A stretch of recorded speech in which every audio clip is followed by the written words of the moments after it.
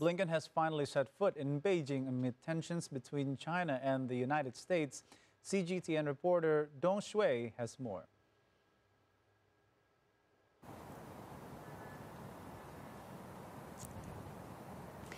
Well, as we speak, Chinese Foreign Minister Qin Gang's talk with the U.S. Secretary of State Antony Blinken is still ongoing.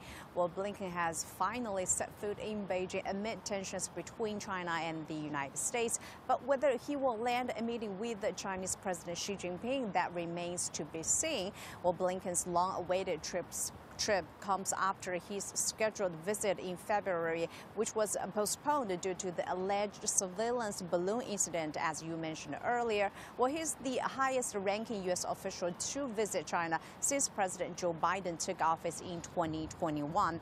We know that the Biden administration has looked to restart high-level communications with China since the two leaders had met on the sidelines of the G20 summit in Bali last year.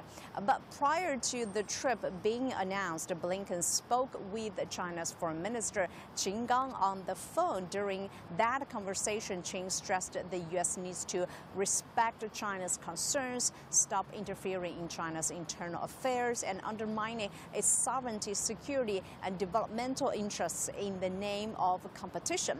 Well, meanwhile, the Assistant U.S. Secretary of State for East Asian and Pacific Affairs, Daniel Crittenbrigg, said he doesn't expect Blinken's visit to produce what he described as a long list of deliverables, but he did suggest that it offers a critical moment for the U.S. to engage with China at an important and challenging time in their relationship. And he said this could reduce the risk of miscalculations so that the two countries, quote, do not veer into potential conflict. And as for Beijing, it has urged the U.S. to take its interests into consideration and give up the illusion of dealing with China from a position of strength.